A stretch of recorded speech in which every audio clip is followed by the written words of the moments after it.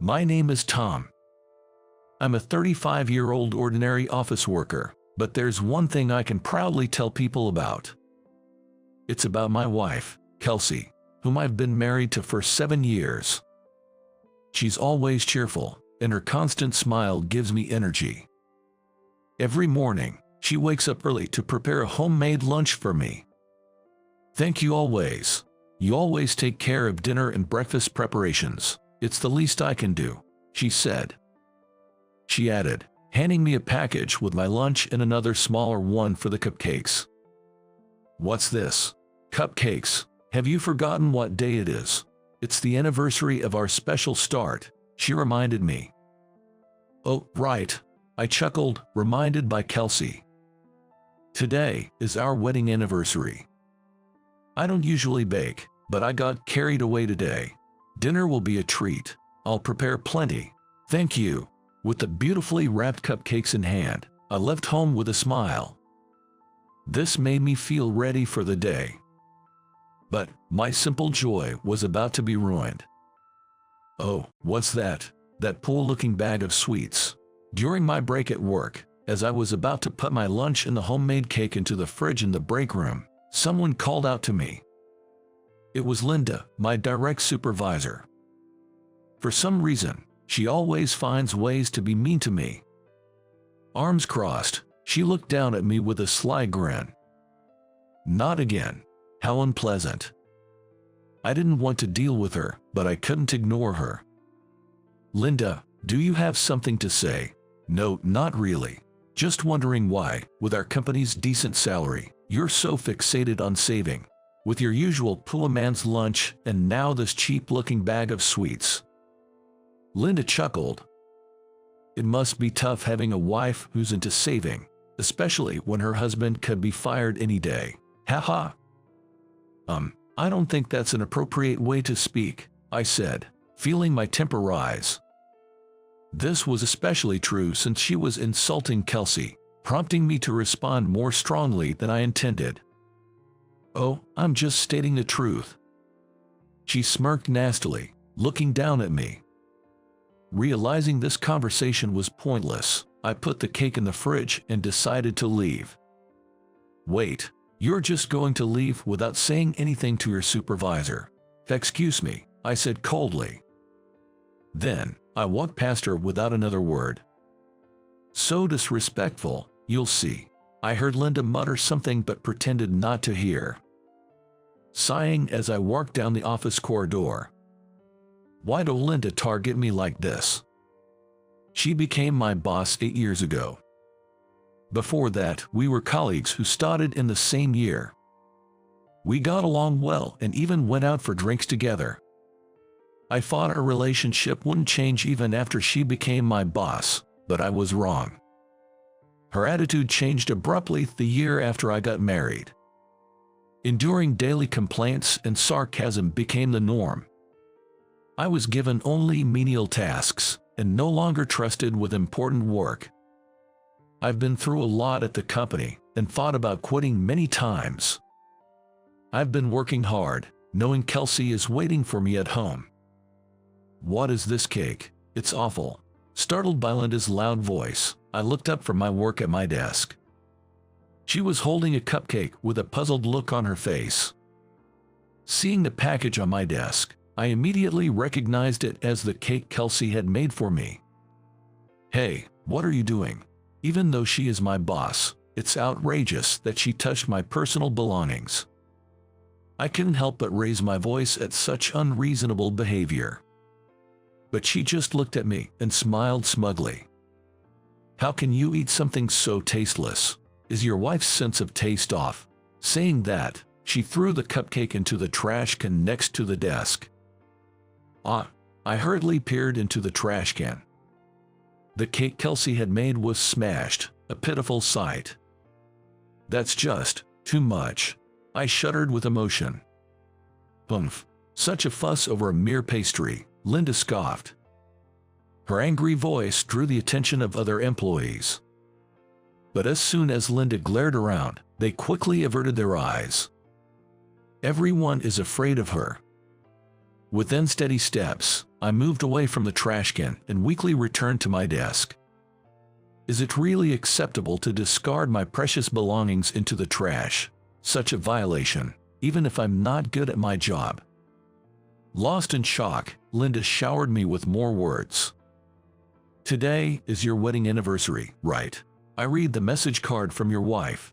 As a celebration, I'll give you overtime. I wonder if your wife will wait up late for you. She laughed annoyingly. Unable to think, I just sat at my desk, drained. The overtime work stretched into the late night, the clock hand well past midnight, and I continued working alone in the empty office. I couldn't even celebrate our wedding anniversary with Kelsey. I missed the last train and had to take a taxi home, but the lights at the house were off. She couldn't have waited that long. Unlike me, Kelsey balances housework and her job, living a busy life every day. There's no way she would wait up this late for me.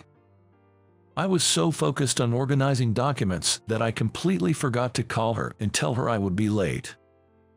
Passing through the dark entrance, I headed to the living room. Suddenly, the living room lit up, and the sound of party crackers filled the room. Happy anniversary, darling. There was Kelsey, holding crackers, smiling at me. Tired from overtime, but I wanted to celebrate our anniversary together, so I stayed up late. The food might have gone bad, so I put it in the fridge, but I'll prepare it now. She cheerfully addressed me, still in shock. Yeah. Seeing Kelsey's warm smile, the tears I had been holding back overflowed. What's wrong? Seeing me suddenly cry, Kelsey rushed over. Sorry, something bad happened at work. What happened? Tell me. But I don't want to upset you. What are you talking about? We're a couple, aren't we? What kind of partner would I be if I don't listen when you're struggling? Kelsey. I lifted my somber face and slowly started to tell her about what happened at work. Hearing my story, Kelsey's face turned angry. That's just harassment, not work. You should quit a company that has a boss like that, Kelsey exclaimed. As much as the harassment is terrible, quitting isn't really an option. What if you get sick because of that supervisor? I don't want you to become ill. No, I don't think it will get that bad. Don't underestimate the impact on your mental health. We're going to the Labor Standards Inspection Office tomorrow, but they can't do anything without evidence, right? That's true. We need evidence. Kelsey's eyes gleamed ominously, and I shuddered. Just wait, I have something good, she said. Then she went to the next room and returned with something in her hand. I had a really bad feeling about this. This might be a bad idea. Why? It's just recording the sounds around you. She handed me a small voice recorder. The plan was to record the terrible things Linda said to me and take it to the Labor Standards Office. We can even claim damages for the mental anguish she's caused, Kelsey said. Her face lit up with a mischievous smile. No, recording my interactions with Linda is a bet. Are you okay with letting that awful boss get away with it? No, let's get revenge. Okay, I'll try recording.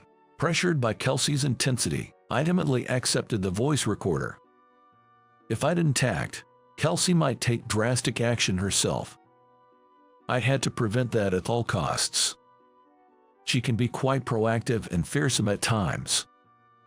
A few days later, Linda and I were summoned by the HR manager, Michael. Linda, what's this about?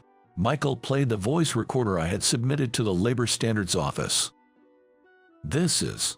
Linda's face turned pale as she listened to her voice from the recorder. Really? Everyone would work better if a useless person like you weren't here. Your wife makes such poor-looking lunches. Listening to the playback made me feel sick. I had to cover my mouth. Are you okay, Linda? What's all this? Well, I was just guiding him. Is berating his wife's cooking part of your guidance? There's a reason for that. It's unreasonable to expect women to always make lunches. We're in an era of gender equality, but you're criticizing a lunch made by a woman. Yes, I'm sorry. Apologize to him, not me. As soon as Michael said that, Linda clenched her mouth and glared at me. It's his fault. I've been giving him signals for so long. He must have had feelings for me too. But then he marries another woman. What? Both Michael and I were speechless at Linda's words. Was she harassing me all this time because of unrequited feelings? Do you realize how you're being perceived right now? What do you mean? Look at this. The moment Linda saw the cell phone screen that Michael showed her, her face changed color as she exclaimed, "What? What's this?" There was Kelsey's social media. Without naming Linda, Kelsey had been exposing the treatment I received on social media. But Linda's surprise wasn't just about that. This person is the retired actress Jennifer, isn't she? In fact, Kelsey used to be a well-known popular actress. However, she retired when we got married. Now, she had turned into a famous influencer, using her past fame to earn millions every month. The house we lived in was bought outright with her savings, and she even paid for the entire wedding. However, she retired when we got married. We weren't struggling financially, so I didn't need to work, but I wanted to earn enough for my own expenses. Is everything written here about me? Lindy asked Michael, her face pale. Michael let out a deep sigh and nodded, saying, "Yes, that's right. If things continue this way, your personal information might get leaked. If the company gets identified, it'll cause a commotion. We want to handle this before it escalates, okay? So, you're saying I should resign. That might be best for you.